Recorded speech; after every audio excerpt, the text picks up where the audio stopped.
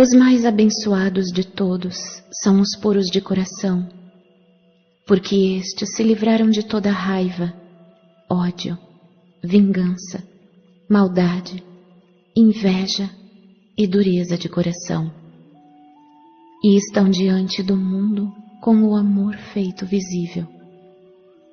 Eles vão conhecer a realidade chamada Deus e saberão que a realidade é o Pai dentro deles. Como posso ajudá-los a ver esta grande verdade? Como posso ajudá-los a ver a realidade do reino dos céus, o reino de Deus? Vocês não têm que ficar olhando para o céu, porque não é lá onde verão a atividade do Pai de forma tão clara, que sem dúvida alguma reforçará sua fé.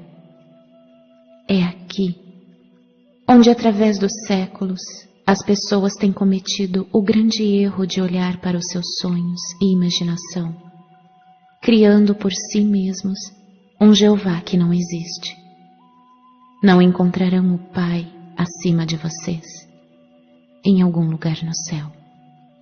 O Pai não está em nenhum lugar especial, mas em todo lugar, ao redor e em tudo. Vocês podem ver a maravilhosa atividade do Pai. Olhem em volta para as coisas que crescem, o trigo, a grama, as flores, as árvores e os pássaros. Em cada coisa viva, verão o misterioso e maravilhoso trabalho do Pai em incessante atividade. É aqui que o Pai está no perfeito controle. Podem ver que há lei e ordem perfeitas, crescimento, desenvolvimento e, finalmente, a colheita para abençoar o homem, os animais e os pássaros. Considere a maneira com que um homem, depois de terminar de lavrar os seus campos, espalha sementes sobre a terra e as cobre novamente. Ele arruma suas ferramentas e vai para casa satisfeito, pois afinal, se chover suficientemente, haverá comida para alimentar os seus filhos. Por muitos dias ele dorme e acorda e não faz nada mais pela sua plantação, mas quando volta a visitá-la, verá verdes folhas saindo da terra. Mais tarde voltará e verá o crescimento de caules e folhas, e mais tarde ainda, ele verá a formação da semente, e um dia finalmente que o grão já está cheio e dourado, pronto para a colheita. Enquanto isso, todo esse crescimento ocorreu sem a ajuda dele. O trigo cresceu de uma forma maravilhosa que ele não pôde explicar. É mágica? Não. É o trabalho do Pai, o poder, a inteligência amorosa por todo o universo, que inspira o trabalho e respira por meio dele. É a atividade do Pai que é a vida inteligente do universo. Quando entram no reino de Deus, vocês se sentem bem. Sentem-se felizes e alegres. Imaginem como se sentiria uma mulher que perdesse uma grande quantidade de dinheiro e se perguntasse como daria de comer às suas crianças. A mulher está chorando e varrendo a casa, e é tão minuciosa que não fica uma partícula de poeira. Então, escondida em um canto escuro, ela encontra uma valorizada peça de prata e imediatamente suas lágrimas secam. Ela começa a sorrir e se sente tão viva e alegre que sai correndo de casa para convidar os vizinhos a celebrar com uma festa. Ela pensava que havia perdido tudo e agora estava rica novamente. Assim é quando encontram o reino dos céus, o reino de Deus. Ao invés de lágrimas e temores, fome e doença, encontram a paz, a alegria, a abundância e a saúde do reino de Deus. Nunca voltarão a experimentar qualquer tipo de necessidade novamente. O reino de Deus também pode ser comparado a um homem muito rico que era comerciante de pérolas.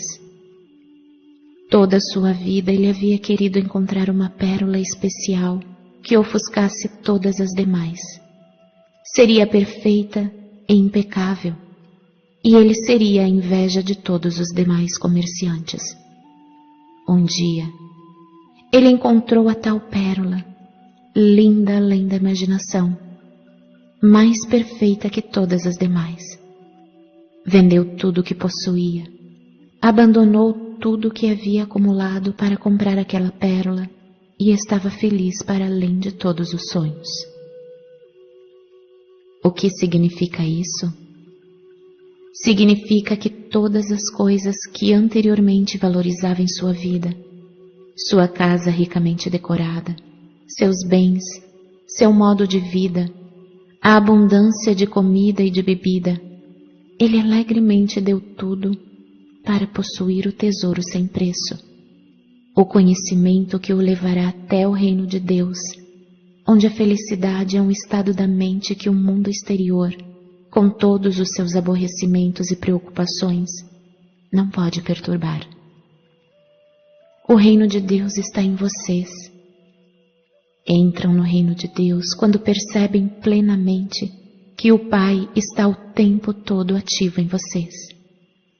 É um estado da mente, de percepção e entendimento de que a realidade por trás e dentro de todas as coisas visíveis é o Pai, formoso e perfeito, e que todas as coisas que são contrárias à beleza, à harmonia, à saúde e à abundância são criações do pensamento equivocado do homem. Eu sofri ao vê-los sofrer, mas não precisam sofrer mais se escutarem o que tenho para dizer. Mas devo avisá-los de que o caminho que leva ao reino dos céus é difícil de seguir, e isso quer dizer que primeiro terão de lidar com o seu eu. Por que é que terão que se ocupar do eu? Porque é o desejo de proteger e de promover o seu bem-estar pessoal que procedem todos os pensamentos, palavras e atos egoístas. Provavelmente vocês perguntarão: por que eu deveria preocupar-me com isso? Se o que diz é verdade, que não há castigo, que Deus não vê as faltas, então por que deveríamos estar preocupados com a maneira como nos comportamos? Há tanta coisa para ser aprendida aqui, que eu mal sei por onde começar. Como já expliquei, vocês extraem sua vida do Pai. Portanto, extraem sua capacidade de pensar e de amar do Pai. Como o Pai inteligência é criativo, assim também a consciência de vocês é criativa. Com a sua mente e coração, vocês realmente modelam os planos de suas próprias vidas e experiências. E qual tipo de vida vocês planejam e modelam em suas mentes? Se alguém irrita ou machuca vocês, retaliam de alguma forma. Acreditam que se alguém se apropria de seu olho, devem retirar o olho do adversário em troca. Acreditam que quem mata deve ser morto como castigo ou compensação. Acreditam que quem os rouba deve pagar por isso. Que aquele que rouba sua mulher deveria ser apedrejado junto com sua esposa. Acreditam que é necessário exigir o pagamento pelo mal que passa por sua vida. Como é da natureza humana ferir os outros, e vocês têm sido ensinados a retaliar, suas vidas são um contínuo cenário de guerra. Guerra no lar entre maridos e esposas, filhos, vizinhos, entre pessoas públicas e também entre as nações. O Pai ignora essa guerra em suas vidas, mas conhece a tensão que surge dela em suas mentes e corpos. Mas nada pode fazer para aliviar esta dor, até que vocês mesmos coloquem um fim a ela. Vocês mesmos devem cessar a luta e viver em paz com suas famílias, seus vizinhos entre empresários, entre pessoas públicas e entre países. Só então o trabalho amoroso do Pai poderá tomar seu lugar em sua mente, coração, corpo e vida. Só então poderão reconhecer e ver o trabalho amoroso que está sendo realizado em vocês e para vocês pelo Pai. Lembrem-se também da grande lei. Vocês colhem exatamente aquilo que plantam. Não se pode colher figos de amoreiras, nem uvas da árvore de espinhos, ou colher trigo do joio. Pensem nisso e compreendam esta parábola, porque isso é muito importante para vocês, não somente nos dias de hoje, mas também em todos os seus dias e anos que virão, mesmo na eternidade. Assim, se querem mudar suas vidas, mudem seus pensamentos, mudem suas palavras decorrentes desses pensamentos, mudem suas ações decorrentes desses pensamentos. Aquilo que está em suas mentes criará todas as suas experiências, suas doenças, pobreza, infelicidade e desespero. Um homem gritou para mim: diga-nos, mestre, como podemos permanecer em paz com nossos vizinhos quando eles mesmos não vivem em paz conosco? Sorri para ele e disse: quando seu vizinho chega até você e diz que ele tem que viajar alguma distância e não quer ir sozinho, e pede para você ir com ele, o que você faz? O homem riu. Se meu vizinho quisesse me levar para longe do que eu estivesse fazendo, eu não ficaria satisfeito. Eu diria a ele para encontrar outra pessoa para ir com ele, porque eu estava ocupado. E como se sentiria o seu vizinho? Perguntei. O homem encolheu os ombros. Eu não sei. E na próxima vez que precisasse dele para fazer um favor a você, como ele responderia ao seu pedido? O homem já não ria mais. Ele não respondeu. O outro homem disse: ele irá xingar e dirá para você ir a outro lugar pedir ajuda. Eu disse às pessoas. Ele respondeu acertadamente. E como ele se sentirá? E apontei para o homem que primeiro havia falado, sorrindo para ele. Uma mulher gritou acima dos risos. Ele dirá a todos aqueles que encontrar como é miserável e egoísta o vizinho que ele tem. Talvez ele vá querer machucá-lo de alguma forma. Houve gritos de concordância e eu assenti. Sim, ele vai ter esquecido que uma vez foi pedir ao seu vizinho para caminhar com ele por 1 ou 2 milhas e este se recusou. Não verá a lei da semeadura e da colheita trabalhar em sua vida. Ele a pôs em movimento quando se recusou a acompanhar seu vizinho, e agora ele está colhendo o resultado de suas atitudes e ações. De que adianta ficar com raiva quando foi ele mesmo quem criou esta situação? As pessoas riam e assentiam com a cabeça e falavam uns com os outros. Nunca antes eles haviam escutado tal conhecimento do comportamento humano. Havia aqui um ensinamento completamente novo.